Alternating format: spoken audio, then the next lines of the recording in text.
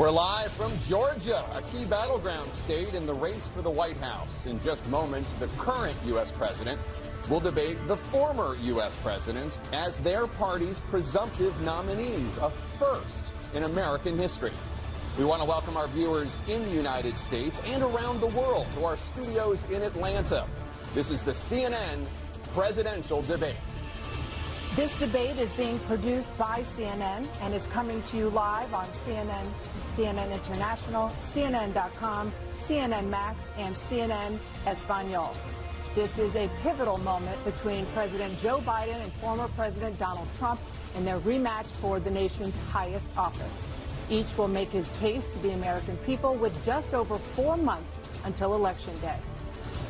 Good evening, I'm Dana Bash, anchor of CNN's Inside Politics and co-anchor of State of the Union. I'm Jake Tapper, anchor of CNN's The Lead and co-anchor of State of the Union. Dana and I will co-moderate this evening. Our job is to facilitate a debate between the two candidates tonight. Before we introduce them, we want to share the rules of the debate with the audience at home. Former President Trump will be on the left side of the screen. President Biden will be appearing on the right. A coin toss determined their positions. Each candidate will have 2 minutes to answer a question and 1 minute each for responses and rebuttals. An additional minute for follow-up, clarification, or response is at the moderator's discretion. When it's time for a candidate to speak, his microphone will be turned on and his opponent's microphone will be turned off. Should a candidate interrupt when his microphone is muted, he will be difficult to understand for viewers at home. At the end of the debate, each candidate will get 2 minutes for closing statements. There is no studio audience tonight. Pre-written notes, props, or contact with campaign staff are not permitted during the debate. By accepting our invitation to debate, both candidates and their campaigns agreed to accept these rules. Now, please welcome the 46th President of the United States, Joe Biden. Folks, how are you?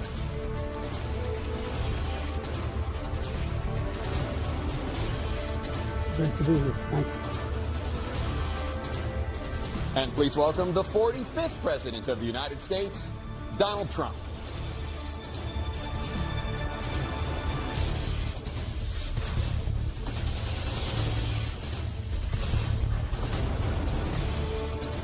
Gentlemen, thanks so much for being here. Let's begin the debate, and let's start with the issue that voters consistently say is their top concern, the economy. President Biden, inflation has slowed, but prices remain high. Since you took office, the price of essentials has increased. For example, a basket of groceries that cost $100 then now costs more than $120. And typical home prices have jumped more than 30%. What do you say to voters who feel they are worse off under your presidency than they were under President Trump? We got to take a look at what I was left when I became president, what Mr. Trump left me. We had an economy that was in free fall. The pandemic was so badly handled.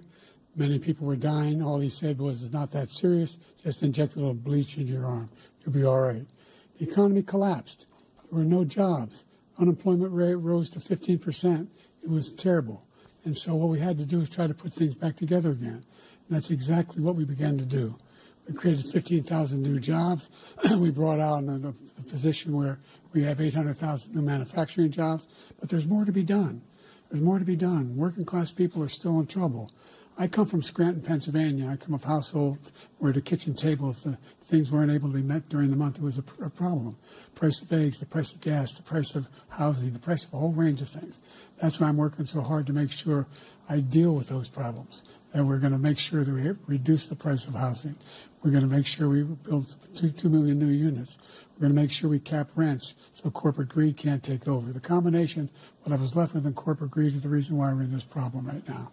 In addition to that, we're in a situation where if you take a look at all that was done in his administration, he didn't do much at all. By the time he left, things were in chaos, literally chaos. And so we put things back together. We created, I said, those jobs. We make sure we had a situation where we brought down the price of prescription drugs, which is a major issue for many people, to $15 for an insulin shot as opposed to $400. No senior has to pay more than $200 for any drug, all the drugs they can include beginning next year. And the situation is and we're going to make that available to everybody, to all Americans. So we're working to bring down the price around the kitchen table, and that's what we're going to get done. Thank you. President Trump? We have the greatest economy in the history of our country. We have never done so well. Everybody was amazed by it. Other countries were copying us. We got hit with COVID, and when we did, we spent the money necessary so we wouldn't end up in a Great Depression, the likes of which we had in 1929. By the time we finished, so we did a great job. We got a lot of credit for the economy, a lot of credit for the military, and no wars, and so many other things. Everything was rocking good.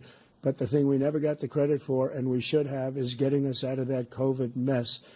He created mandates that was a disaster for our country. But other than that, we had given them back a country where the stock market actually was higher than pre-COVID, and nobody thought that was even possible. The only jobs he created are for illegal immigrants and bounce-back jobs, a bounce back from the COVID. He has not done a good job. He's done a poor job, and inflation's killing our country. It is absolutely killing us. Thank you. President Biden? Well, look, the greatest economy in the world, he's the only one who thinks that, I think. I don't know anybody else who thinks he had the greatest economy in the world. And, you know, the fact of the matter is that we find ourselves in a situation where his economy, he rewarded the wealthy. He had the largest tax cut in American history, $2 trillion. He raised a deficit larger than any president has in any one term. He's the only president other than Herbert Hoover who's lost more jobs than he had when he began, since Herbert Hoover. The idea that he did something that was significant.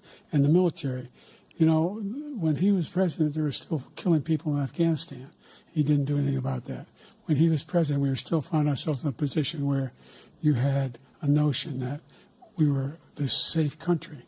The truth is, I'm the only president this century that doesn't have this decade, that doesn't have any troops dying anywhere in the world like he did.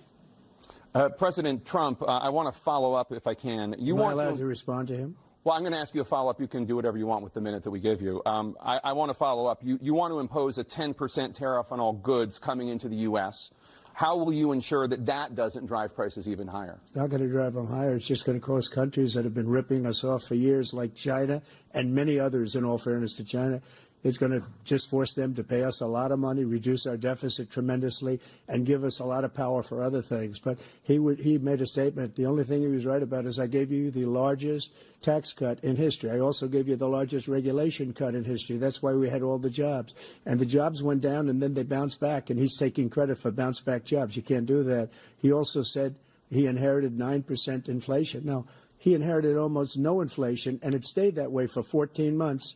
And then it blew up under his leadership because they spent money like a bunch of people that didn't know what they were doing, and they don't know what they were doing. It was the worst, probably the worst administration in history. There's never been. And as far as Afghanistan is concerned, I was getting out of Afghanistan, but we were getting out with dignity, with strength, with power.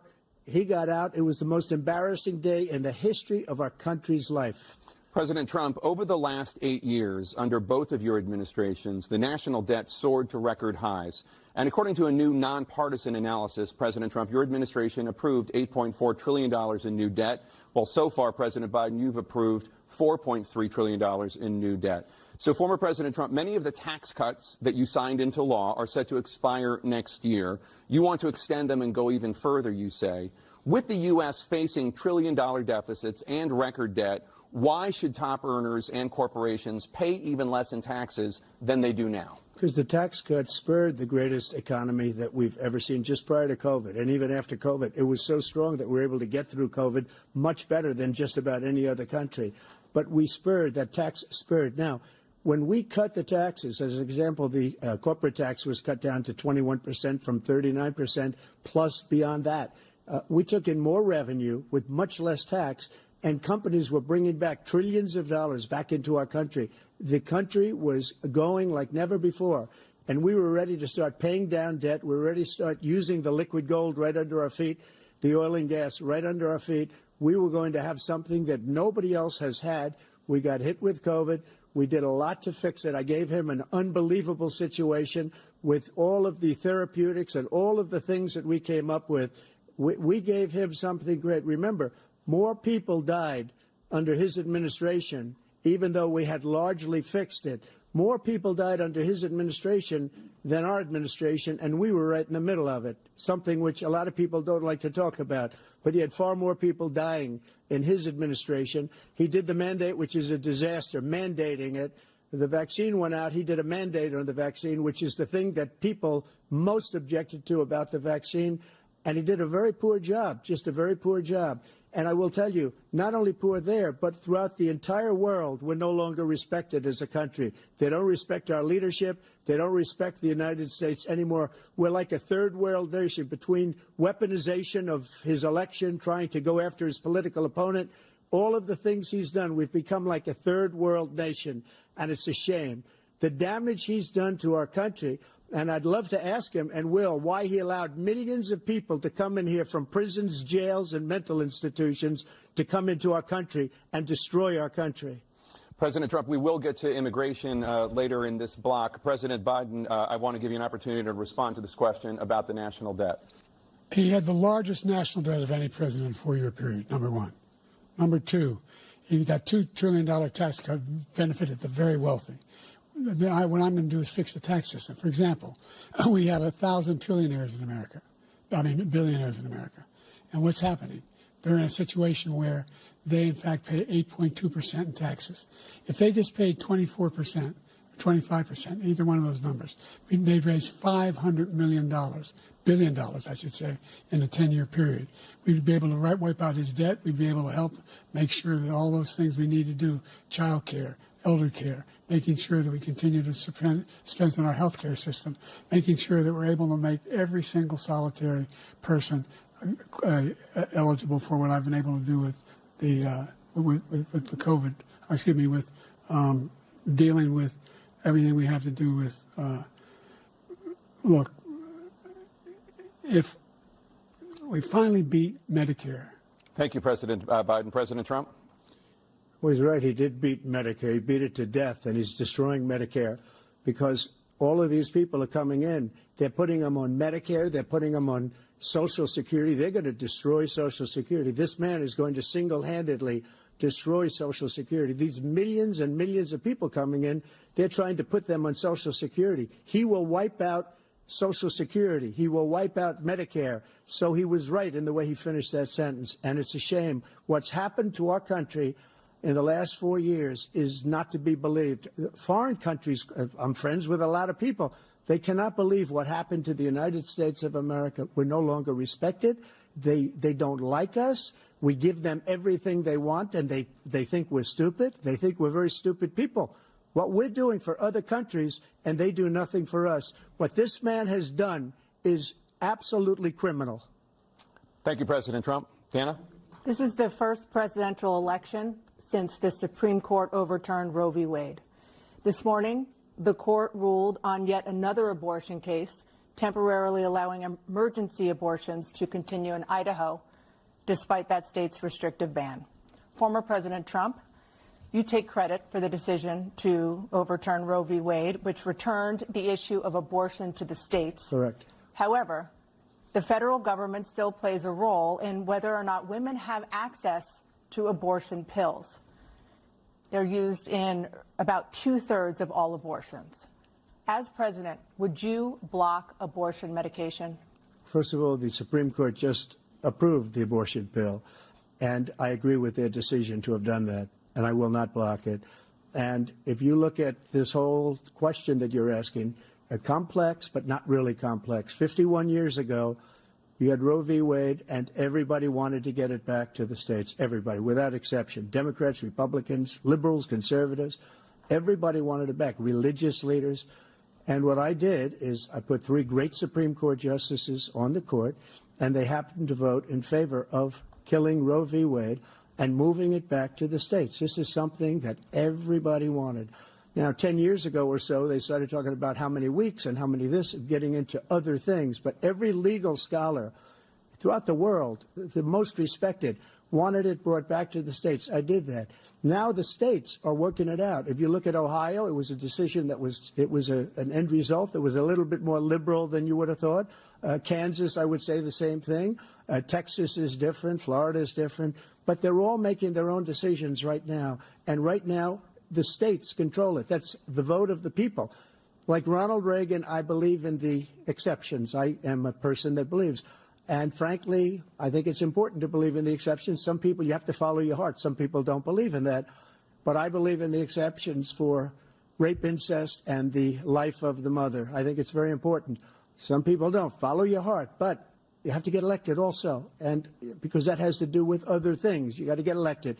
The problem they have is they're radical because they will take the life of a child in the 8th month, the 9th month, and even after birth. After birth, if you look at the former governor of Virginia, he was willing to do this. He said, we'll put the baby aside and we'll determine what we do with the baby, meaning we'll kill the baby. What happened is we brought it back to the states, and the country is now coming together on this issue. It's been a great thing. Thank you. President Biden? It's been a terrible thing, what you've done. The fact is that the vast majority of constitutional scholars supported Roe when it was decided. Supported Roe. And that's this idea that they were all against it is just ridiculous. And this is the guy who says the state should be able to have it. We're in a state where in 6 weeks, you don't even know whether you're pregnant or not, but you cannot see a doctor and have him decide on what your circumstances are, whether you need help. The idea that states are able to do this is a little like saying we're going to turn civil rights back to the states, let each state have a different rule. Look, there's so many young women who have been, including a young woman who just was murdered, and he went to the funeral. The idea that she was murdered by an immigrant coming in, they talk about that. But here's the deal: there's a lot of young women who are being raped by their in-laws, by their spouses, brothers and sisters, it's just ridiculous, and they can do nothing about it. And they try to arrest them when they cross state lines. Thank you. There have been many young women murdered by the same people he allows to come across our border. We have a border that's the most dangerous place anywhere in the world, considered the most dangerous place anywhere in the world. And he opened it up, and these killers are coming into our country, and they are raping and killing women. And it's a terrible thing. As far as the abortion is concerned, it is now back with the states. The states are voting. In many cases, it's frankly a very liberal decision. In many cases, it's the opposite. But they're voting, and it's bringing it back to the vote of the people, which is what everybody wanted, including the founders, if they knew about this issue, which, frankly, they didn't. But they would have. Everybody wanted brought back. Ronald Reagan wanted it brought back. He wasn't able to get it. Everybody wanted it brought back, and many presidents had tried to get it back. I was the one to do it. And again, this gives it the vote of the people, and that's where they wanted it. Every legal scholar wanted it that way. Staying on the topic of abortion, President Biden, 7 states, I'll let you do that. This is the same topic. 7 states have no legal restrictions on how far into a pregnancy a woman can obtain an abortion. Do you support any legal limits on how late a woman should be able to terminate a pregnancy? I supported Roe v. Wade, which had 3 trimesters. The first time is between the woman and the doctor. Second time is between the doctor and an extreme situation.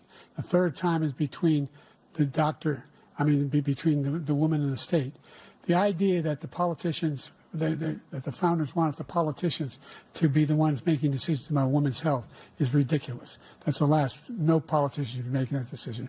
A doctor should be making those decisions. That's how it should be run. That's what you're going to do. And if I'm elected, I'm going to restore Roe v. Wade. So that means he can take the life of the baby in the 9th month and even after birth, because some states, Democrat run, take it after birth. Again, the former governor of Virginia, put the baby down, then we decide what to do with it. So he's willing to, as we say, rip the baby out of the womb in the 9th month and kill the baby. Nobody wants that to happen, Democrat or Republican. Nobody wants it to happen. You're lying. That is simply not true. The Roe v. Wade does not provide for that. That's not the circumstance. Only if a woman's life is in danger, she's going to die. That's the only circumstance in which that can happen. But we are not for late-term abortion, period. Period, period. Under Roe v. Wade, you have late-term abortion. You can do whatever you want, depending on the state. You can do whatever you want. We don't think that's a good thing. We think it's a radical thing. We think the Democrats are the radicals, not the Republicans. For 51 years, that was the law. 51 years, constitutional scholarship said it was the right way to go. 51 years, and it was taken away because this guy put very conservative members on the Supreme Court. He takes credit for taking it away. What's he going to do? What's he going to do? In fact, if the MAGA Republicans, he gets elected, and the MAGA Republicans control the Congress, and they pass a universal ban on abortion, period, across the board at 6 weeks or 7 or 8 or 10 weeks, something very, very conservative. Is he going to sign that bill? I'll veto it. He'll sign it. Thank you. Let's turn now to the issue of immigration and border security. President Biden, a record number of migrants have illegally crossed the southern border on your watch. Overwhelming border states and overburdening cities such as New York and Chicago, and in some cases causing real safety and security concerns. Given that, why should voters trust you to solve this crisis? Because we worked very hard to get a bipartisan agreement that not only changed all of that, it made sure that we are in a situation where you had no circumstance where they could come across the border with the number of border police there are now. We significantly increased the number of asylum officers. By the way, the Border Patrol endorsed my position. In addition to that, we found ourselves in a situation where when he was president, he was separating babies from their mothers, putting them in cages, making sure the families were separated. That's not the right way to go. What I've done since I've changed the law, what's happened? I've changed it in a way that now you're in a situation where there are 40% fewer people coming across the border illegally. That's better than when he left office. And I'm going to continue to move until we get the total ban on the total initiative relative to what we're going to do with more Border Patrol and more asylum officers. President Trump? I really don't know what he said at the end of that sentence. I don't think he knows what he said either. Look, we had the safest border in the history of our country. The border, all he had to do was leave it. All he had to do was leave it. He decided to open up our border, open up our country to people that are from prisons, people that are from mental institutions, insane asylum, terrorists. We have the largest number of terrorists coming into our country right now, all terrorists, all over the world, not just in South America, all over the world. They come from the Middle East, everywhere. All over the world, they're pouring in. And this guy just left it open. And he didn't need legislation because I didn't have legislation. I said, close the border. We had the safest border in history. In that final couple of months of my presidency, we had, according to Border Patrol, who is great, and by the way, who endorsed me for president, but I won't say that, but they endorsed me for president. Brandon, just speak to him. But look, we had the safest border in history. Now we have the worst border in history. There's never been anything like it. And people are dying all over the place, including the people that are coming up in caravans. Thank you, President Trump. President Biden? The only terrorist who's done anything crossing the border is one who came along and killed three, and his administration, killed an al-Qaeda person come in and his administration, killed three American soldiers. That's the only terrorist that's there. I'm not saying no terrorist ever got through, but the idea they're emptying their prisons, we're welcoming these people, that's simply not true. There's no data to support what he said. Once again, he's exaggerating, he's lying. President Trump, staying on the topic of immigration, you've said that you're going to carry out, quote, the largest domestic deportation operation in American history, unquote. Does that mean that you will deport every undocumented immigrant in America, including those who have jobs, including those whose spouses are citizens, and including those who have lived here for decades? And if so, how will you do it? Just 1 second. He said we killed 3 people. The people we killed are al-Baghdadi and Soleimani, the 2 greatest terrorists, biggest terrorists anywhere in the world, and it had a huge impact on everything, not just border, on everything. He's the one that killed people with the bad water, including hundreds of thousands of people dying, and also killing our citizens when they come in. We are living right now in a rat's nest. They're killing our people in New York, in California, in every state in the union, because we don't have borders anymore. Every state is now a border. And because of his ridiculous, insane, and very stupid policies, people are coming in and they're killing our citizens at a level that we've never seen. We call it migrant crime. I call it Biden migrant crime. They're killing our citizens at a level that we've never seen before. And you're reading it like these 3 incredible young girls over the last few days. One of them, I just spoke to the mother, and they just had the funeral for this girl, 12 years old. This is horrible what's taken place. What's taken place in our country, we're literally an uncivilized country now.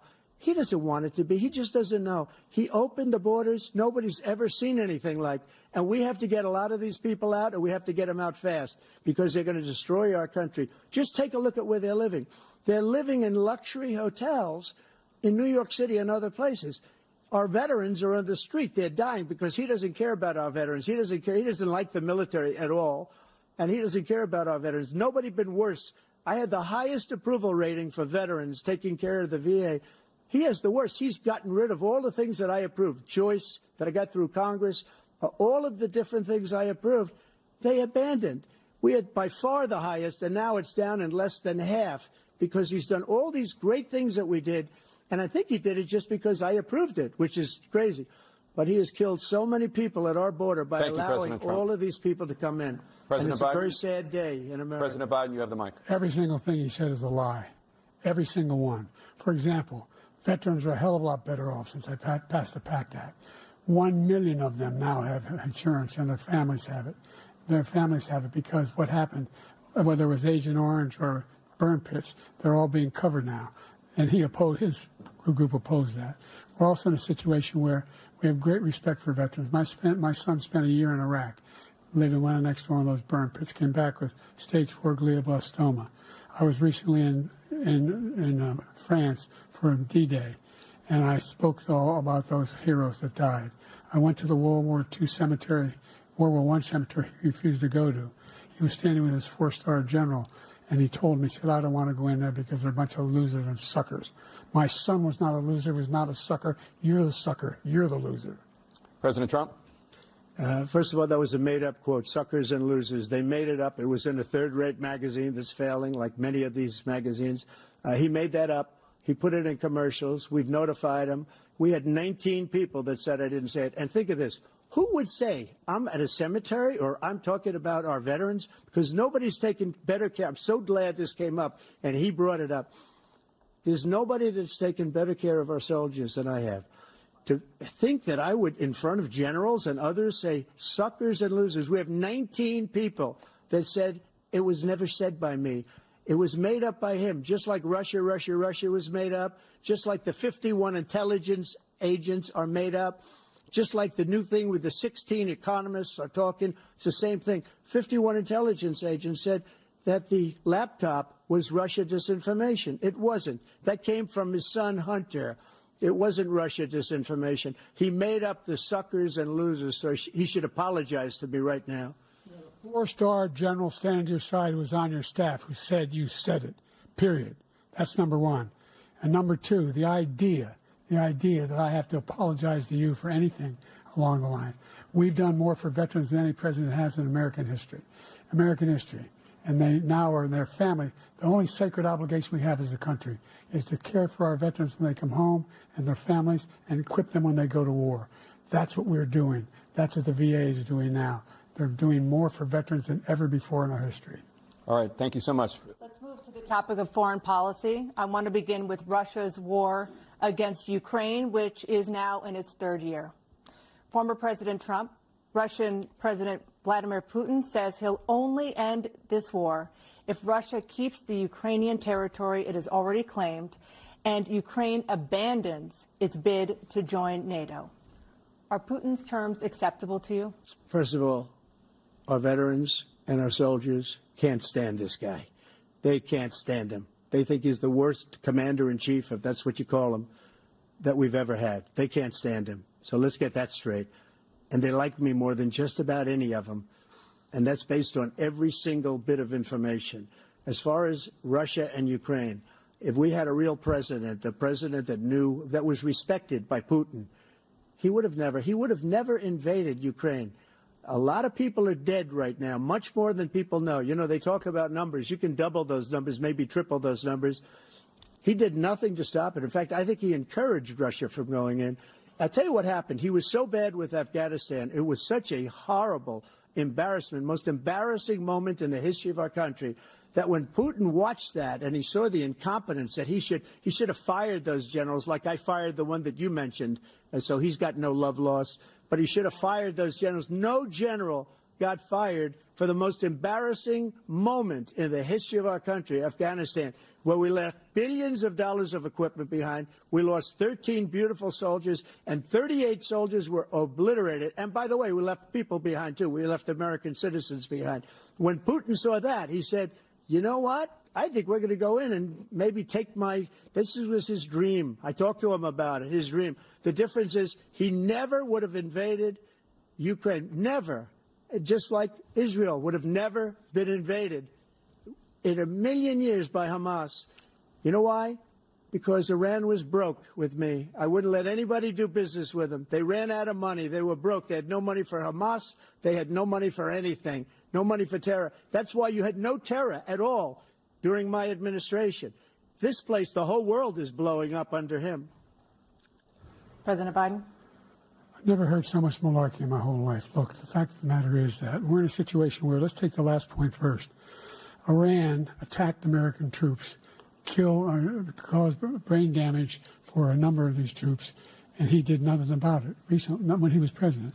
They attacked. He said they're just having headaches. That's all it is. He didn't do a thing when the attack took place, number one. Number two, we got over 100,000 Americans and others out of Afghanistan during that airlift. Number three, we found ourselves in a situation where, if you take a look at what Trump did in Ukraine, this guy told Trump, do whatever you want, and do whatever you want. And that's exactly what Trump did to Putin, encourage him, do whatever you want. And he went in. And listen to what he said when he went in. He was going to take Kyiv in 5 days, remember? Because it's part of the old Soviet Union. That's what he wanted to reestablish, Kyiv. And he, in fact, didn't do it at all. He wasn't able to get it done. And they've lost thousands and thousands of troops, 500,000 troops. President Trump, I never come back said to you that. for 1 minute. I just want to go back to my original question, which is, are Putin's terms acceptable to you? Keeping the territory in Ukraine? Acceptable. No, they're not acceptable. But look, this is a war that never should have started. If we had a leader in this war, he led everybody along. He's given $200 billion now or more to Ukraine. He's given $200 billion. That's a lot of money. I don't think there's ever been anything like it. Every time that Zelensky comes to this country, he walks away with $60 billion. He's the greatest salesman ever. And I'm not knocking him. I'm not knocking anything. I'm only saying the money that we're spending on this war, and we shouldn't be spending, it should have never happened. I will have that war settled between Putin and Zelensky as president-elect before I take office on January 20th. I'll have that war settled. People being killed so needlessly, so stupidly, and I will get it settled, and I'll get it settled fast before I take office. President Biden, you have a minute. The fact is that Putin is a war criminal. He's killed thousands and thousands of people. And he has made one thing clear. He wants to reestablish what was part of the Soviet Empire, not just a piece. He wants all of Ukraine. That's what he wants. And then you think he'll stop there? Do you think he'll stop when if he takes Ukraine? What do you think happens to Poland? What do you think of Belarus? What do you think happens to those NATO countries? And so if you want a war, you ought to find out what he's going to do, because if in fact he does what he says and walks away, by the way, all that money we give Ukraine are from weapons we make here in the United States. We give them the weapons, not the money at this point. And our NATO allies have produced as much funding for Ukraine as we have. That's why we're strong. Thank you. Moving on to the Middle East. In October, Hamas attacked Israel, killing more than 1,000 people and taking hundreds of hostages. Among those held and thought to still be alive are 5 Americans. Israel's response has killed thousands of Palestinians and created a humanitarian crisis in Gaza. President Biden, you've put forward a proposal to resolve this conflict, but so far Hamas has not released the remaining hostages, and Israel is continuing its military offensive in Gaza. So what additional leverage will you use to get Hamas and Israel to end the war? You have 2 minutes. Number one, everyone from the United Nations Security Council straight through to the G7 to the Israelis and Netanyahu himself have endorsed the plan I put forward, which has 3 stages to it. The first stage is trade the hostages for a ceasefire. Second phase is a ceasefire with additional conditions. The third phase is the end of the war. The only one who wants the war to continue is Hamas, number one. They're the only ones standing out. We're still pushing hard to get them to accept. In the meantime, what's happened in Israel, we're finding that the only thing I've denied Israel was 2,000-pound bombs. They don't work very well in populated areas. They kill a lot of innocent people. We're providing Israel with all the weapons they need and when they need them. And by the way, I'm the guy that organized the world against Iran when they had a full-blown intercontinental ballistic missile attack on Israel. No one was hurt. No one Israeli was accidentally killed, and it just stopped. We saved Israel. We are the biggest producer of support for Israel of anyone in the world. And so there are two different things. Hamas cannot be allowed to be continued. We continue to send our experts and our intelligence people as to how they can get Hamas like we did bin Laden. You don't have to do it. And by the way, they've been greatly weakened, Hamas, greatly weakened, and they should be. They should be eliminated.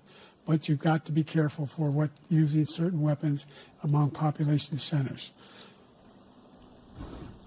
Just going back to Ukraine for 1 second. We have an ocean separating us. The European nations together have spent $100 billion, or maybe more than that, less than us. Why doesn't he call them and say, you got to put up your money like I did with NATO? I got them to put up hundreds of billions of dollars. The Secretary General of NATO said Trump did the most incredible job I've ever seen. They wouldn't have any. They were going out of business. We were spending almost 100% of the money was paid by us. He didn't do that. He's getting all. You got to ask these people to put up the money. We're over $100 billion more spent, and it has a bigger impact on them because of location, because we have an ocean in between. You got to ask them. As far as Israel and Hamas, Israel's the one that wants to go. He said the only one that wants to keep going is Hamas. Actually, Israel is the one, and you should let him go and let him finish the job. He doesn't want to do it. He's become like a Palestinian, but they don't like him because he's a very bad Palestinian. He's a weak one. President Biden, you have a minute. I've never heard so much foolishness. This is a guy who wants to get out of NATO. You're going to stay in NATO? He's going to pull out of NATO. The idea that we have, our strength lies in our alliances as well. It may be a big ocean, but we're ever able to avoid a war in Europe, a major war in Europe?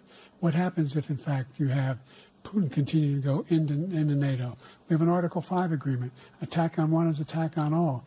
You want to start the nuclear war he keeps talking about, go ahead. Let Putin go in and control Ukraine and then move on to Poland and other places. See what happens then. He has no idea what the hell he's talking about. And by the way, I got 50 other nations around the world to support Ukraine, including Japan and South Korea, because they understand that this kind of dislocation has a serious threat to the whole world peace. No major war in Europe has ever been able to be contained just to Europe. President Trump, just to follow up, would you support the creation of an independent Palestinian state in order to achieve peace in the region? I'd have to see, but before we do that, the problem we have is that we spend all the money. So they kill us on trade. I made great trade deals with the European nations because if you add them up, they're about the same size economically. Their economy is about the same size as the United States. And they were no cars, they don't want anything that we have, but we're supposed to take their cars, their food, their everything, their agriculture. I changed that. But the big thing I changed is they don't want to pay. And the only reason that he can play games with NATO is because I got them to put up hundreds of billions of dollars. I said, and he's right about this, I said, no, I'm not going to support NATO if you don't pay. They asked me that question, would you guard us against Russia at a very secret meeting of the 28 states at that time, nations at that time. And they said, no, if you don't pay, I won't do that. And you know what happened? Billions and billions of dollars came flowing in the next day and the next months. But now we're in the same position. We're paying everybody's bills. Let's turn to the issue of democracy. Former President Trump, I want to ask you about January 6, 2021. After you rallied your supporters that day, some of them stormed the Capitol to stop the constitutionally mandated counting of electoral votes. As president, you swore an oath to, quote, preserve, protect, and defend, unquote, the Constitution.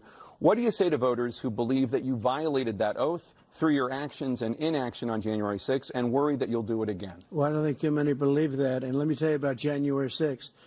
On January 6th, we had a great border. Nobody coming through, very few. On January 6th, we were energy independent. On January 6th, we had the lowest taxes ever. We had the lowest regulations ever. On January 6th, we were respected all over the world. All over the world, we were respected. and then he comes in, and we're now laughed at. We're like a bunch of stupid people. That what happened to the United States' reputation under this man's leadership is horrible, including weaponization, which I'm sure at some point you'll be talking about, where he goes after his political opponent because he can't beat him fair and square. You have 80 seconds left. My question was, what do you say to those voters who believe that you violated your constitutional oath through your actions and inaction on January 6, 2021, and worry that you'll do it again? Well, I didn't say that to anybody. I said peacefully and patriotically. And Nancy Pelosi, if you just watched the news from 2 days ago, on tape to her daughter, who's a documentary filmmaker, they say, but she's saying, oh, no, it's my responsibility. I was responsible for this.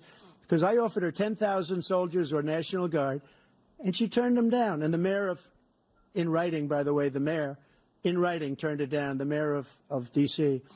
They turned it down. I offered 10,000 because I could see, I had virtually nothing to do. They asked me to go make a speech. I could see what was happening. Everybody was saying they're going to be there on January 6th. They're going to be there.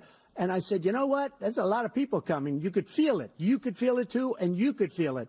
And I said, they ought to have some National Guard or whatever. And I offered it to her. And she now admits that she turned it down.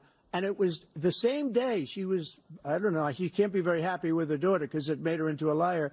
She said, I take full responsibility for January 6th. President Biden? Look, he encouraged those folks to go up on Capitol Hill, number one.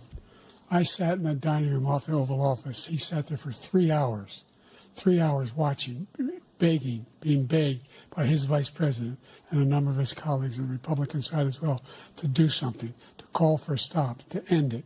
Instead, they talked about these people being patriots and great patrons of America. In fact, he says he'll now forgive them for what they've done. They've been convicted. He says he wants to commute their sentences and say that no. But he went to every single court in the nation.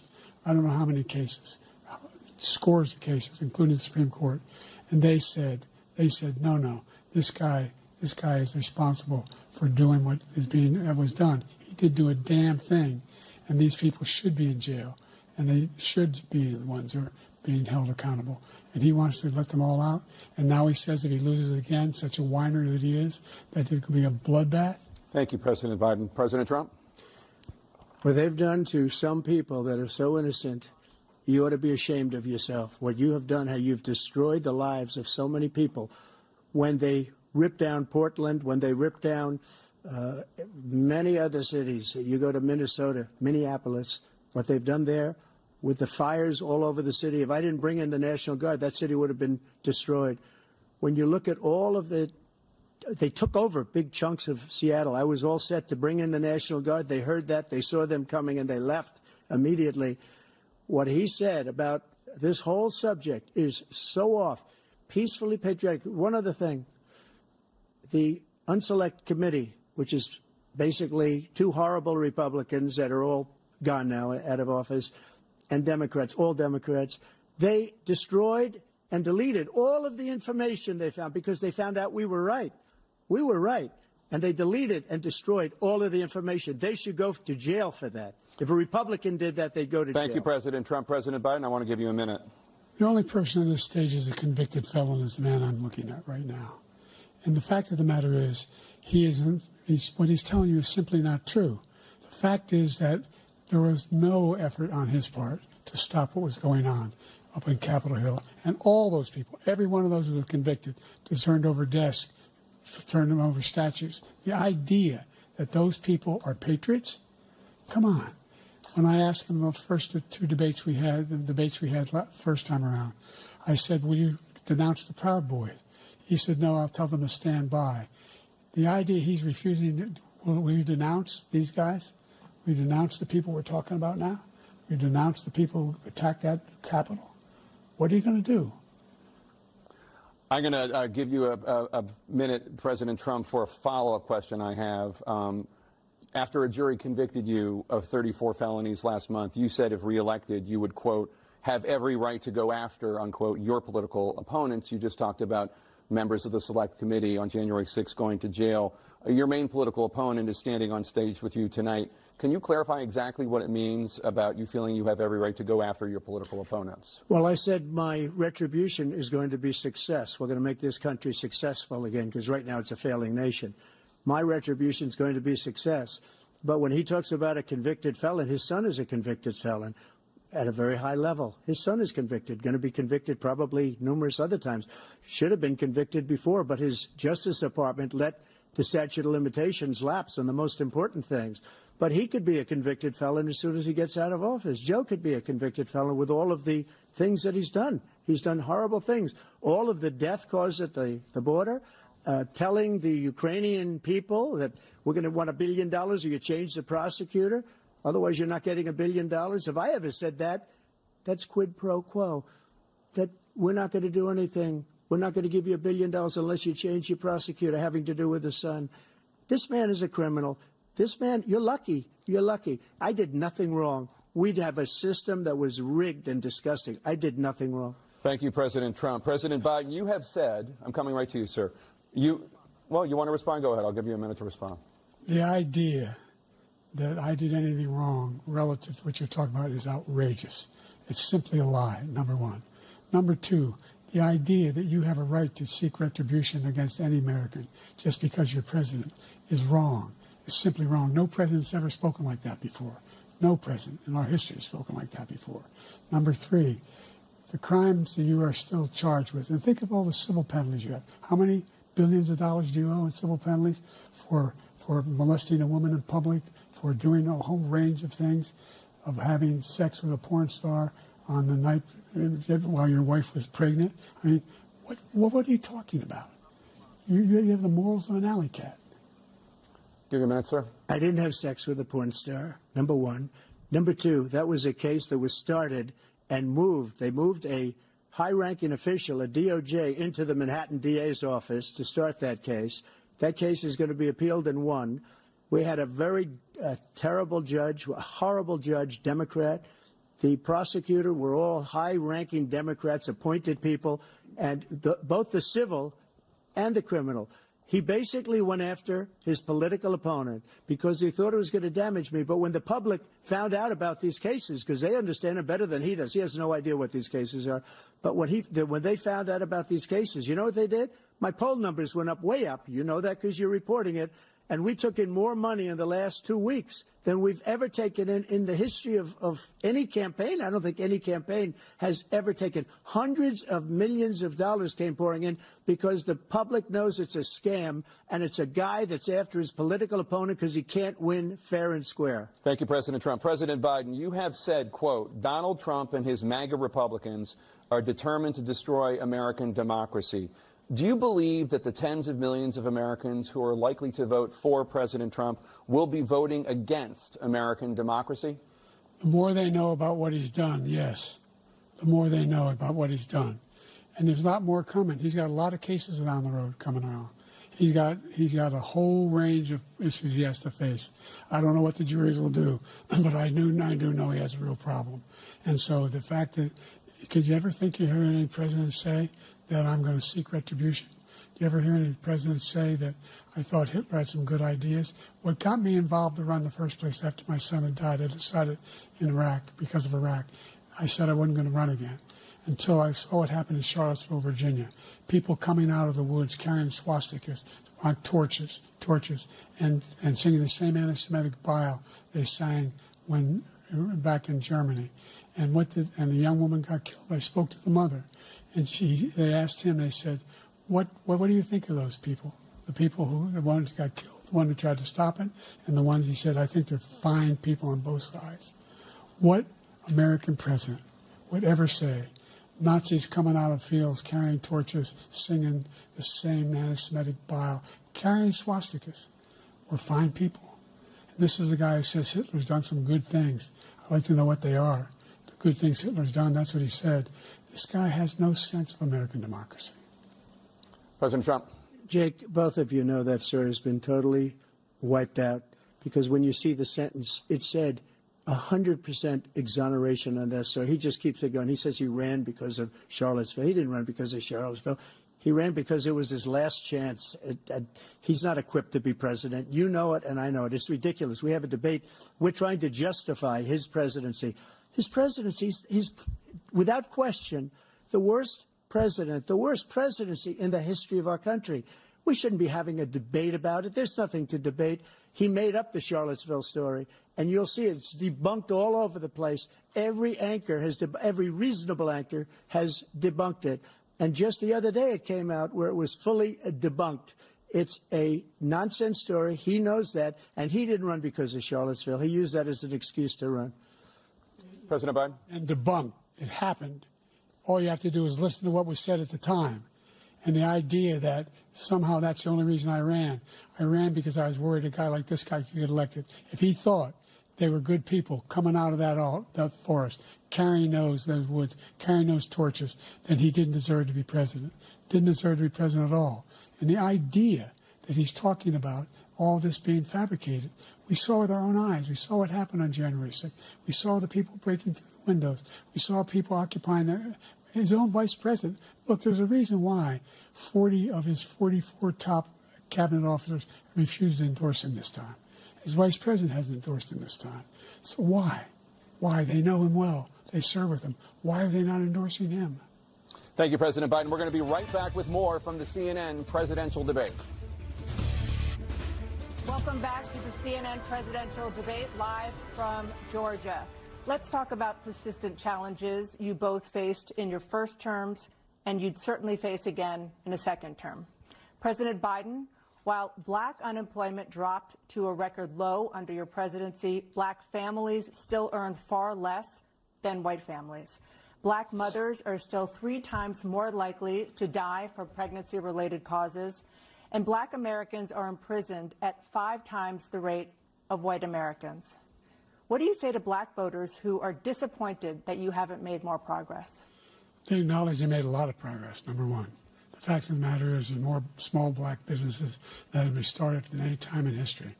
Number two, the wages of black unemployment is the lowest level it's been in a long, long time.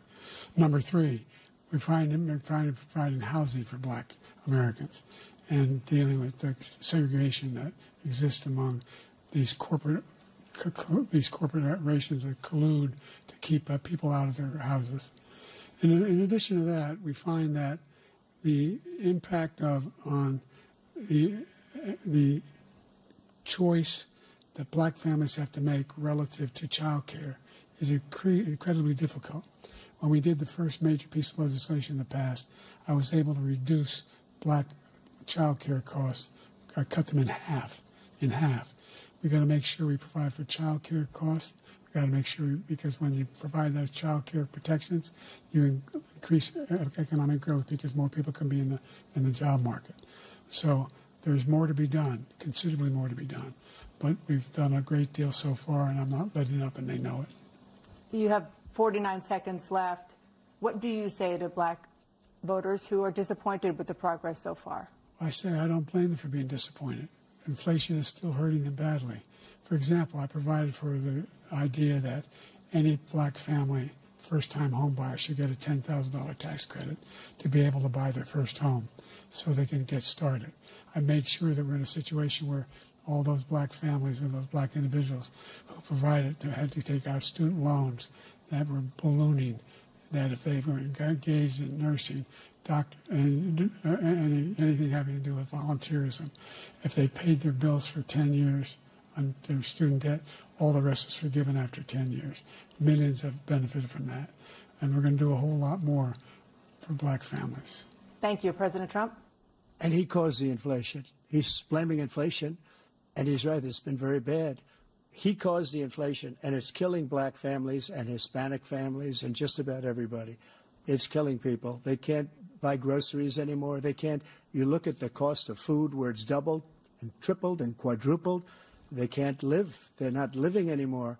He caused this inflation. I gave him a country with essentially no inflation. It was perfect. It was so good. All he had to do is leave it alone. He destroyed it with his Green New Scam and all this money that's being thrown out the window. He caused inflation. As sure as you're sitting there, the fact is that his big kill on the black people is the millions of people that he's allowed to come in through the border. They're taking black jobs now, and it could be 18, it could be 19, and even 20 million people. They're taking black jobs, and they're taking Hispanic jobs, and you haven't seen it yet, but you're going to see something that's going to be the worst in our history. Thank you. President Biden? There was no inflation when I became president. You know why? The economy was flat on its back. 15% unemployment. He decimated the economy, absolutely decimated the economy. That's why there was no inflation at the time. There were no jobs. We provided thousands of millions of jobs for individuals who are in all communities, including minority communities. We made sure that they have health insurance. We have covered, the ACA has increased. I made sure that they're $8,000 per person in a family to get written off for health care. But this guy wants to eliminate that. They tried 50 times. He wants to get rid of the ACA again, and they're going to try again if they win.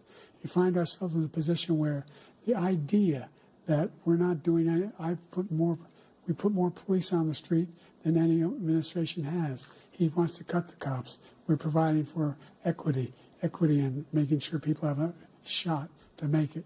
There's a lot going on, but in inflation, he caused it by his tremendous malfeasance in the way he handled the pandemic. Thank you. Another persistent challenge is the climate crisis. 2023 was the hottest year in recorded history, and communities across the country are confronting the devastating effects of extreme heat, intensifying wildfires, stronger hurricanes, and rising sea levels. Former President Trump, you've vowed to end your opponent's climate initiatives, but will you take any action as president to slow the climate crisis? Well, let me just go back to what he said about the police, how close the police are to him. Almost every police group in the nation from every state is supporting Donald J. Trump. Almost every police group. And what he's done to the black population is horrible, including the fact that for 10 years he called them super predators. We can't, in the 1990s, we can't forget that. Super predators was his name, and he called it to them for 10, and they've taken great offense at it, and now they see it happening. But when they see what I did for criminal justice reform and for the historically black colleges and universities, where I funded them and got them all funded, and the opportunity zones with Tim, as you know, Tim Scott was incredible. He did a great job, great senator from South Carolina. He came to me with the idea, and it was a great idea. It's one of the most successful economic development acts ever in the country, opportunity zones. And the biggest beneficiary are blacks. And that's why we have the best numbers with them in maybe ever. They're saying ever. I read this morning where ever, the best numbers. He's lost much of the black population because he's done a horrible job for black people. He's also done a horrible job for Hispanics. But wait till you see these millions of people pouring into our country, and they're going to take the jobs, and it's already started, and you haven't seen anything yet. It's a disaster. You 38 seconds left. President Trump, will you take any action as president to slow the climate crisis? So I want absolutely immaculate clean water, and I want absolutely clean air, and we had it. We had H2O. We had the best numbers ever, and we were using all forms of energy, all forms, everything. And yet, during my 4 years, I had the best environmental numbers ever. And my top environmental people gave me that statistic just before I walked on the stage, actually. I don't know where the hell he's been. The idea that anything he said is true. I've passed the most extensive climate change legislation in history. We find ourselves, and by the way, black colleges. I came up with $15 billion for HBCUs, historic black universities and colleges, because they don't have the kind of contributors that they have to build these laboratories and the like. Any black student is capable in college of doing what any white student can do. They just don't have the money, but now they'll be able to get those jobs in high tech. We're in a situation where the idea that he is claiming to have done something that had the cleanest water, he hadn't done a damn thing for the environment. He pulled out of the Paris Climate Accord. I immediately joined it because if we reach 1.5 degrees Celsius at any one point, there's no way back. The only existential threat to humanity is climate change, and he didn't do a damn thing about it. He wants to undo all that I've done. The Paris Accord was going to cost us $1 trillion, and China nothing, and Russia nothing, and India nothing. It was a ripoff of the United States. And I ended it because I didn't want to waste that money because they treat us horribly. We were the only ones. It was costing us money. Nobody else was paying into it. And it was a disaster. But everything that he said just now, I'll give you an example. I heard him say before insulin. I'm the one that got the insulin down for the seniors. I took care of the seniors. What he's doing is destroying all of our medical programs because the migrants coming in, they want everybody. And look, I have the biggest heart on the stage. I guarantee you that. And I want to take care of people. But we're destroying our country. They're taking over our schools, our hospitals, and they're going to be taking over Social Security. He is destroying Social Security, Medicare, and Medicaid. The idea is that we, in fact, we were the only ones of consequence who were not members of the Paris Accord. How can we do anything if we're not able to, the United States can't get its pollution under control? One of the largest polluters in the world, number one. We're making significant progress. By 2035, we will have cut pollution in half. We have made significant progress, and we're continuing to make progress. We set up a climate corps for thousands of young people will learn how to deal with climate, just like the Peace Corps. And we're moving in directions that are going to significantly change the elements of cause of pollution. But the idea that he claims that he has the biggest heart up here and he's really concerned about pollution and about climate, I've not seen any indication of that. And by the way, with regard to prescription drugs, one company agreed that they would reduce the price to $35, which I was calling for, one, voluntarily. I made sure every company in the world, every pharmaceutical company, cannot have to pay. Thank you. And by the way, so every day, millions of Americans struggle just to make ends meet. For many older Americans, Social Security provides a critical lifeline.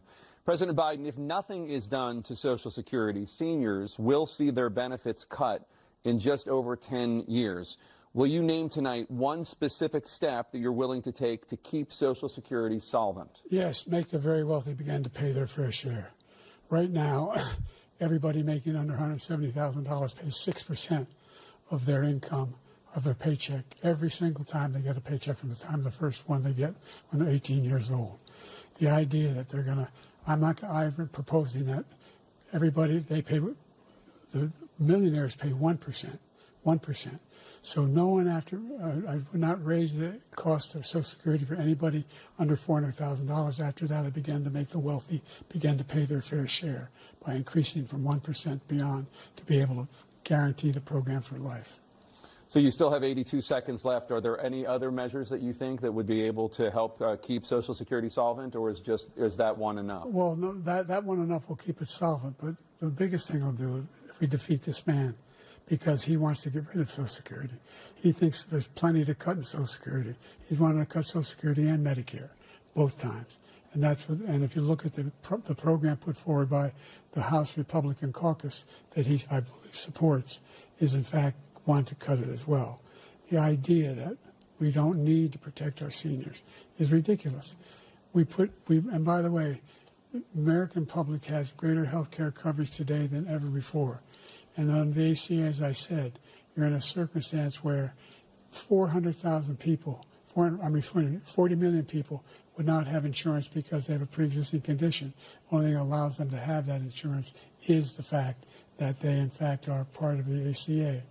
And by the way, the other thing is, we're in a situation where I talk about education for black communities. I've raised the amount of money for Pell Grants by another $8,000. So anybody making under $70,000 a year is going to be able to get $15,000 towards the tuition. He just doesn't know what he's talking about. Thank you, President Biden. President Trump. So I've dealt with politicians all my life. I've been on this side of the equation for the last 8 years. I've never seen anybody lie like this guy. He lies. I've never seen it. He can look you in the face. About so many other things, too. And we mentioned the laptop. We mentioned Russia, Ukraine. Everything he does is a lie. It's misinformation and disinformation. The losers and suckers story that he made up is a total lie on the military. It's a disgrace. But Social Security, he's destroying it because millions of people are pouring into our country, and they're putting them onto Social Security. They're putting them onto Medicare, Medicaid. They're putting them in our hospitals. They're taking the place of our citizens. What they're doing to the VA, to our veterans, is unbelievable. Our veterans are living in the street, and these people are living in luxury hotels. He doesn't know what he's doing, and it's really coming back. I've never seen such anger in our country before. President Biden? The idea that veterans are not being taken care of, I told you before. And by the way, when I said suckers and losers, he acknowledged after that he fired that general. That general got fired because he's the one that acknowledged that that's what he said. He was the one standing with Trump when he said it, number one. Number two, the idea that we're going to be in a situation where all these millions and millions, the way he talks about it, illegal aliens are coming into the country and taking away our jobs. There's a reason why we have the fastest growing economy in the world, the reason why we have the most successful economy in the world. We're doing better than any other nation in the world. And by the way, those 15 Nobel laureates he talked about being phony, those 15 Nobel laureates, economists, they all said that if Trump is reelected, we're likely to have a recession and inflation is going to increasingly go up. And by the way, worst president in history, 159 presidential scholars voted him the worst president in the history of the United States of America. President Biden, thank you so much. Let's turn to the cost of child care, which many American families struggle to afford. President Trump, both you and President Biden have tried to address this issue, but the average cost of child care in this country has risen to more than $11,000 a year per child. For many families, the cost of child care for 2 children is more than their rent. In your second term, what would you do to make child care more affordable? Just to go back, the general got fired because he was no good. And if he said that, that's why he made it up. But we have 19 people that said I didn't say it, and they're very highly respected, much more so than him. The other thing is he doesn't fire people. He never fired people. I've never seen him fire anybody. I did fire a lot. I fired Comey because he was no good. I fired a lot of the top people at the FBI, drained the swamp. They were no good. Not easy to fire people. You'd pay a price for it, but they were no good. I inherited these people. I didn't put them there. I didn't put Comey there. He was no good. I fired him. This guy hasn't fired anybody. He never fires. He should have fired every military man that was involved with that the Afghanistan horror show, the most embarrassing moment in the history of our country. He didn't fire. Did you fire anybody? Did you fire anybody that's on the border that's allowed us to have the worst border in the history of the world? Did anybody get fired for allowing 18 million people, many from prisons, many from mental institutions? Did you fire anybody that allowed our country to be destroyed? Joe, our country is being destroyed as you and I sit up here and waste a lot of time on this debate. This shouldn't be a debate. He is the worst president. He just said about me because I said it. But look, he's the worst president in the history of our country. He's destroyed our country. Now all of a sudden he's trying to get a little tough on the border. He came out with a nothing deal, and it reduced it a little bit, like this much. It's insignificant. He wants open borders. He wants our country to either be destroyed or he wants to pick up those people as voters. And I don't think we just can't let it happen. If he wins this election, our country doesn't have a chance, not even a chance, of coming out of this rut. We probably won't have a country left anymore. That's how bad it is. He is the worst in history by far. Thank you, President Trump. President Biden? We're the most admired country in the world. We're the United States of America. There's nothing beyond our capacity. We have the finest military in the history of the world, the finest in the history of the world. No one thinks we're weak.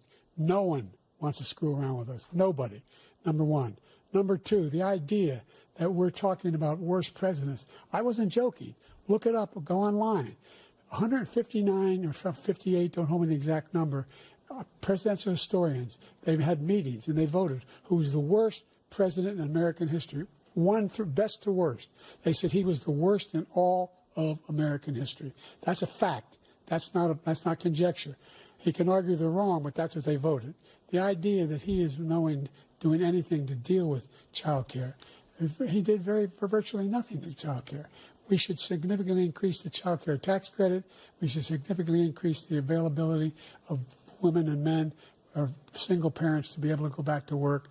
And we should encourage businesses to to have. Thank you, President childcare Biden. facilities. President Trump, the question was about what would you do to make child care more affordable, if you want to take your minute. Just so you understand, we have polling, we have other things that they rate him the worst because what he's done is so bad. And they rate me, I'll show you, I will show you, and they rate me one of the best, okay? And if I'm given another 4 years, I will be the best. I think I'll be the best. Nobody's ever created an economy like us. Nobody ever cut taxes like us.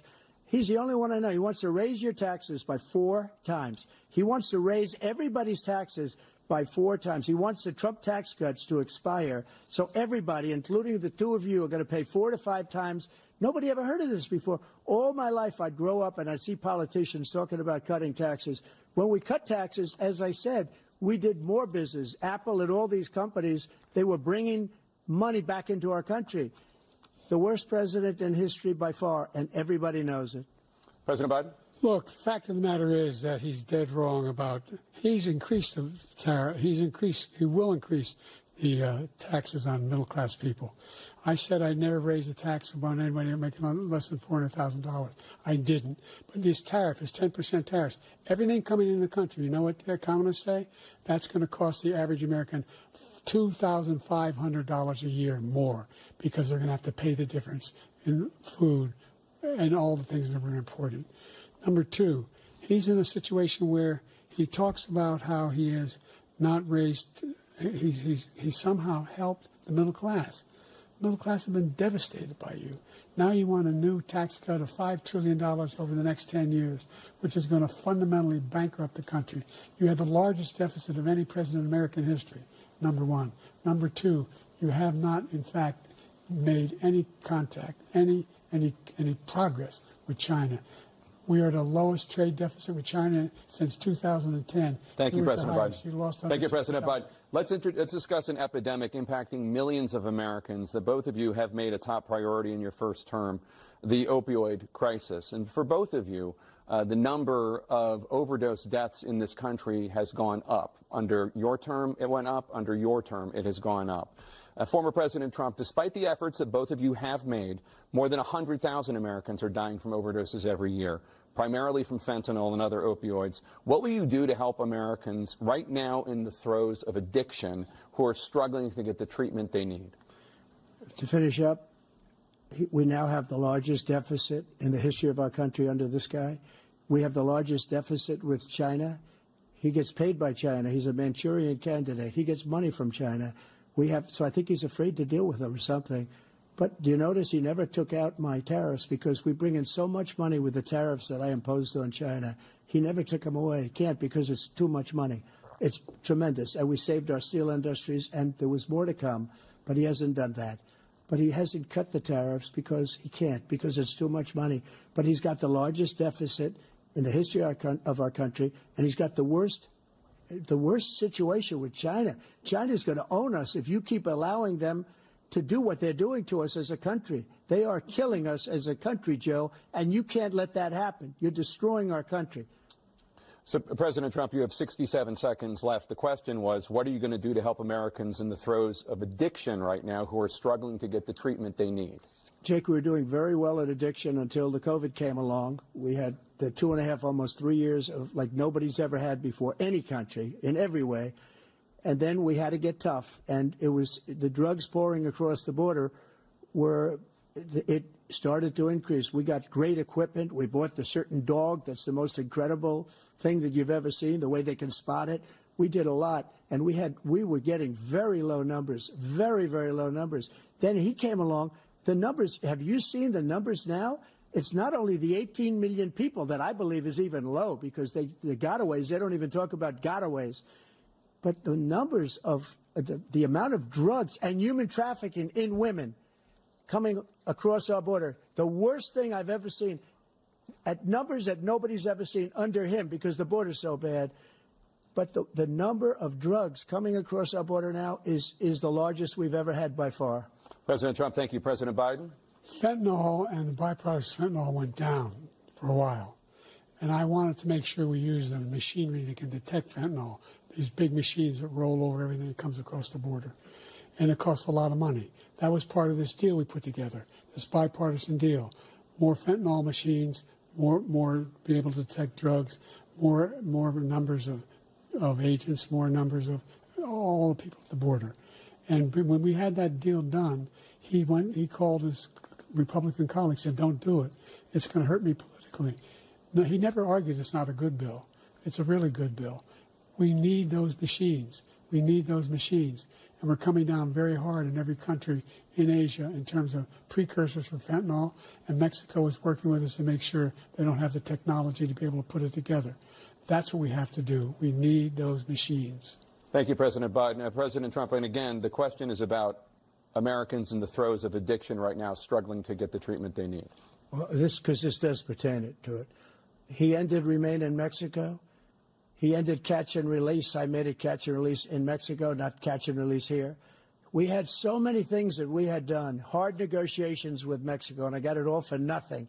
It's just like when you have a hostage. We always pay $6 billion for a hostage. Every time we say it's a hostage. Now we have a hostage, a Wall Street Journal reporter, I think a good guy, and he's over there because Putin is laughing at this guy, probably asking for billions of dollars for the reporter.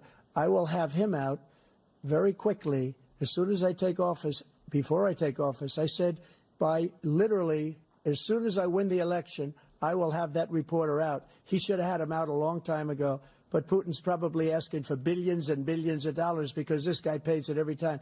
We had 2 cases where we paid $6 billion for 5 people. I got 58 people out, and I paid essentially nothing. Thank you, President Trump. Dana? Let's turn to concerns that voters have about each of you. President Biden, you would be 86 at the end of your second term. How do you address concerns about your capability to handle the toughest job in the world well into your 80s? Well, first of all, I spent half my career being criticized as being the youngest person in politics. I was the second youngest person ever elected to the United States Senate, and now I'm the oldest. This guy's 3 years younger and a lot less competent. I think that just look at the record. Look at what I've done. Look how I've turned around the horrible situation he left me. As I said, 15 million new jobs, 800,000 manufacturing jobs, more investment in America, over billions of dollars in private investment in enterprises that we are growing. By the way, we brought an awful lot of people. Well, the whole idea of computer chips. We used to have 40% of the market. We invented those chips, and we lost it because he was sending people to find the cheapest jobs overseas and to bring home a product. So I went to South Korea. I convinced Samsung to invest billions of dollars here in the United States. And guess what? Those fabs, they call that to build these chips, those fabs pay over $100,000. You don't need a college degree for them. And there's billions, about $40 billion already being invested and being built right now in the United States, creating significant jobs for Americans from all over the world. President Biden, you have 40 seconds left. Would you like to add anything? Yeah, I would. The idea that somehow we are this failing country. I never heard a president talk like this before. We're the envy of the world. Name me a single major country president who wouldn't trade places with the United States of America for all our problems and all our opportunities. We're the most progressive country in the world in getting things done. We're the strongest country in the world. We're a country in the world who keeps our word, and everybody trusts us, all of our allies, and those who he coddles up to, from Kim Jong-un, who he sends love letters to, and Putin, etc. They don't want to screw around with us. Thank you. Former President Trump, to follow up, you would be 82 at the end of your second term. What do you say to voters who have concerns about your capabilities to serve? Well, I took 2 tests, cognitive tests. I aced them, both of them, as you know. We made it public. He took none. I'd like to see him take one, just one, a real easy one. Like go through the first 5 questions. He couldn't do it. But I took 2 cognitive tests. I took physical exams every year. And, you know, we knock on wood wherever we may have wood, that I'm in very good health. I just won 2 club championships, not even senior, 2 regular club championships. To do that, you have to be quite smart, and you have to be able to hit the ball a long way. And I do it. He doesn't do it. He can't hit a ball 50 yards. He challenged me to a golf match. He can't hit a ball 50 yards. I think I'm in very good shape. I feel that I'm as in good a shape as I was 25, 30 years ago. Actually, I'm probably a little bit lighter, but I'm in as good a shape as I was years ago. I feel very good. I feel the same. But I was willing to take a cognitive test. And you know what? If I didn't do well, I aced them. Dr. Ronnie Jackson, who's a great guy when he was White House doctor. And then I took another one, a similar one. And one of them said they've never seen anybody ace him. Thank you. President Biden? You can see he is 6'5" and only 223 pounds, or 235 pounds. You ever said it was 6'4"? Well, you said 6'4", 200. Well, anyway, that's what you're. Anyway, just take a look at what he says he is, and take a look at what he is. Look, I'd be happy to have a driving contest with him. I got my handicap, which when I was vice president, down to a 6. But by the way, I told you before, I'm happy to play golf with you if you carry your own bag. Think you can do it? That's the biggest lie. That he's a 6 handicap of all. I was an 8 handicap. Yeah. 8. Never. But I had, you know how many? I've seen you swing. I know you swing. Okay, Let's not act like children. President Trump, we're going to 21 turn Let's not act like children. You to are a a child. specific concern that voters have about you. Will you pledge tonight that once all legal challenges have been exhausted, that you will accept the results of this election, regardless of who wins, and you will say right now that political violence in any form is unacceptable? Well, I shouldn't have to say that, but of course I believe that. It's totally unacceptable.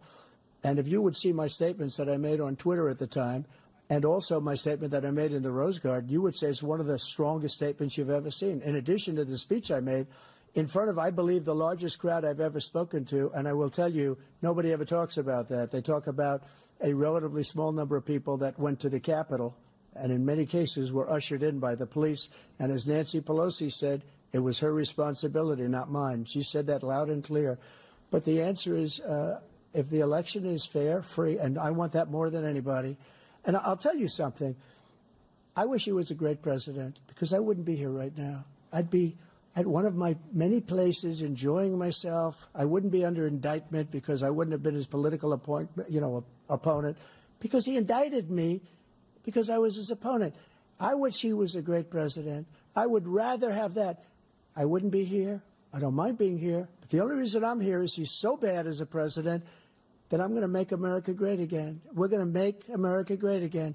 We're a failing nation right now. We're a seriously failing nation. And we're a failing nation because of him. His policies are so bad. His military policies are insane. They're insane. These are wars that will never end with him. He will drive us into World War III. And we're closer to World War III than anybody can imagine. We are very, very close to World War III, and he's driving us there. And Kim Jong-un and President Xi of China, Kim Jong-un of North Korea, all of these, Putin, they don't respect him. They don't fear him. They have nothing going with this gentleman, and he's going to drive us into World War III. You want a World War III, let him follow and win, and let Putin say, do what you want, NATO. Just do what you want. There's a thing called Article 5. An attack on one is an attack on all, and required response. The idea, I can't think of a single major leader in the world who wouldn't trade places with the job I've done and what they've done. Because we are a powerful nation. We have wonderful people. It's because of the people, not me. It's because of the American people. They're capable of anything, and they step up when they're needed. And right now, we're needed. We're needed to protect the world because our own safety is at stake. And again, you want to have a war, just let Putin go ahead and take Kyiv, make sure they move on, see what happens in Poland, Hungary, and other places along that border. Then you have a war.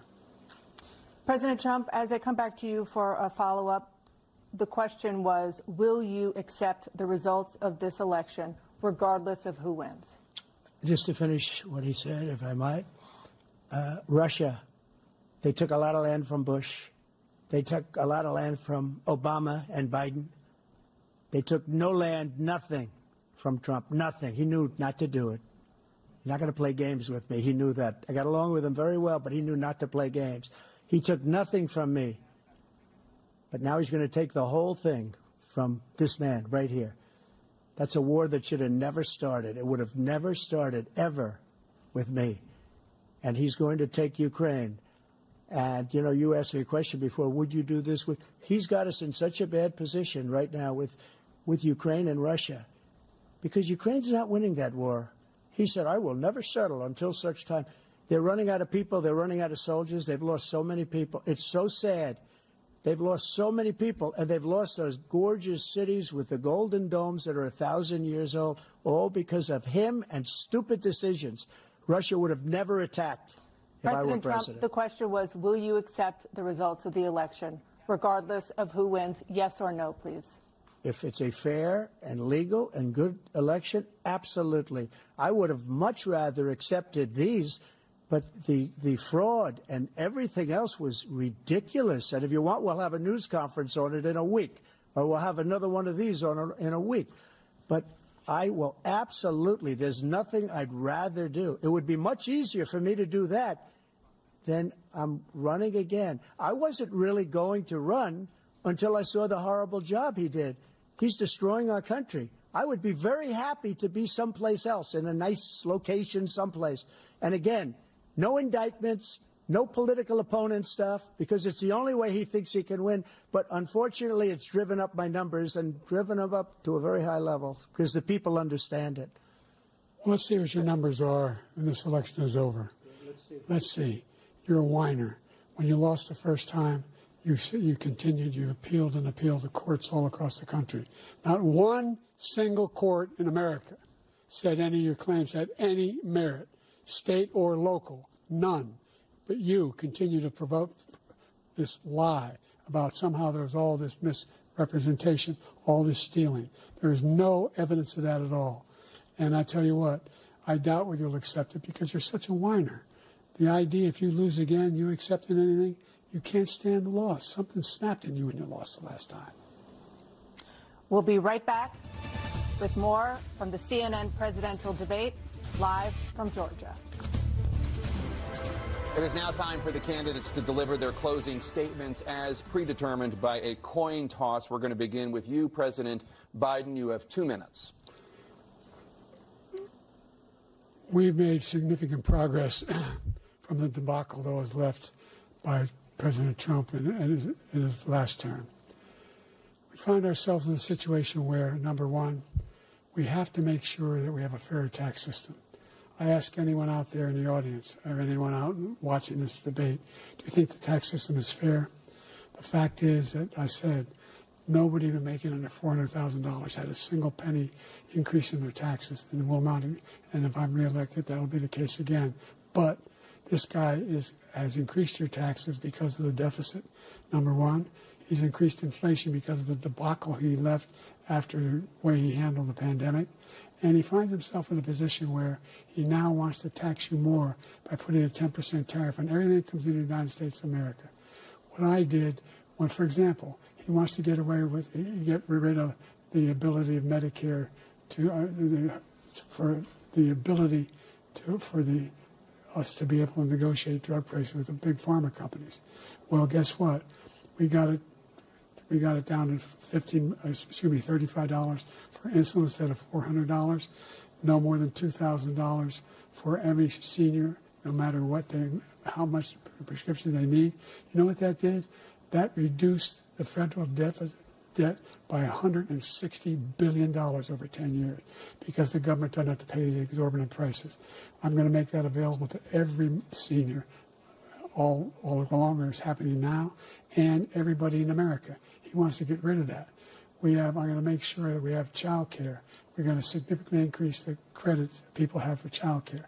I'm going to make sure we do something about what we're doing on lead pipes and all the things that are causing health problems for people across the country. We're going to continue to fight to bring down inflation and give people a break. Thank you, President Biden. President Trump, you now have 2 minutes for your closing statement. Like so many politicians, this man is just a complainer. He said, we want to do this, we want to do that, we want to get rid of this tax, that tax. But he doesn't do anything. All he does is make our country unsafe by allowing millions and millions of people to pour in. Our military doesn't respect him. We look like fools in Afghanistan. We didn't stop Israel. It was such a horrible thing that would have never happened. It should have never happened. Iran was broke. Anybody that did business with Iran, including China, they couldn't do business with the United States. They all passed. Iran was broke. They had no money for Hamas or Hezbollah, for terror, no money whatsoever. Again, Ukraine should have never happened. He talks about all the stuff, but he didn't do it. For 3.5 years, we're living in hell. We have the Palestinians and we have everybody else rioting all over the place. You talk about Charlottesville.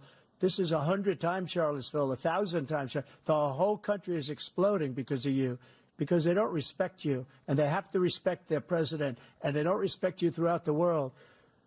What we did was incredible. We rebuilt the military. We got the largest tax cut in history, the largest regulation cut in history. The reason he's got jobs is because I cut the regulations that gave jobs, but he's putting a lot of those regulations back on. All of the things that we've done, nobody's never seen anything like, even from a medical standpoint, right to try, where we can try space-age materials instead of going to Asia or going to Europe and trying to get when you're terminally ill. Now you can go and you can get something. You sign a document. They've been trying to get it for 42 years.